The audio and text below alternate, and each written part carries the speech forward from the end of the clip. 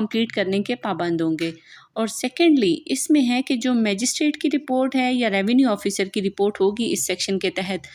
वो एक किस्म की एविडेंस उसमें कंसीडर की जाएगी केस में। सेक्शन 5 के सब सेक्शन 2 में है कि जब कोर्ट कॉग्निजेंस ले लेती है फिर इस केस को वो डे टू डे प्रोसीड करेगी और विद इन 60 डेज वो इसको कंक्लूड करेगी। और अगर कोई डिले यहाँ पर आता है तो वो सफिशेंट रीजंस रिकॉर्ड करेगी।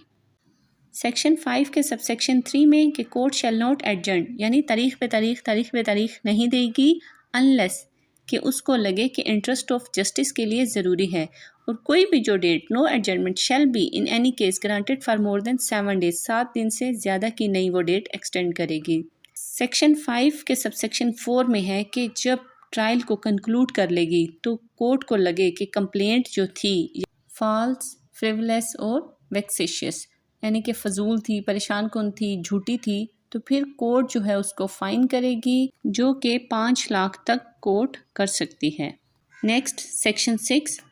कोर्ट अगर सेटिस्फाई होती है कि none of the person are possession immediately before the commission of the offence, court may attach the property until, कब तक, till the final decision.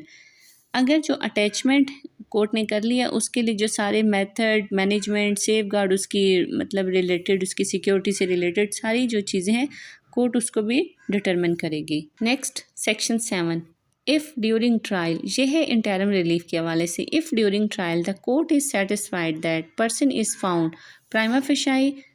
To be not in lawful possession, नहीं है तो court उसको क्या करेगी, डायरेक्ट करेगी कि जो ऑनर है और ऑक्युपायर है इस केस में, इस प्रॉपर्टी के हवाले से उसको आप कब्ज़ा दो।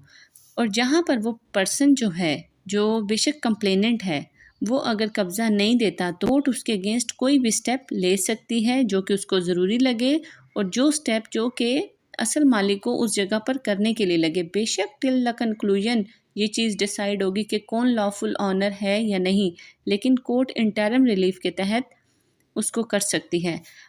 और सेक्शन 7 के subsection 3, court may authorise any official or officer to take possession for securing compliance, यहाँ पर कोर्ट अथोराइज कर सकती है किसी ऑफिसर को कि वो कंप्लाइंस करें इस ऑर्डर की, और the person so authorise may use or causes to be use such force as may be necessary, यानी कि वो पुलिस की भी असिस्टेंस ले सकते हैं, उसको किसी भी डिपार्टमेंट से कोई हेल्प चाहिए होगी तो वो ले सकता है।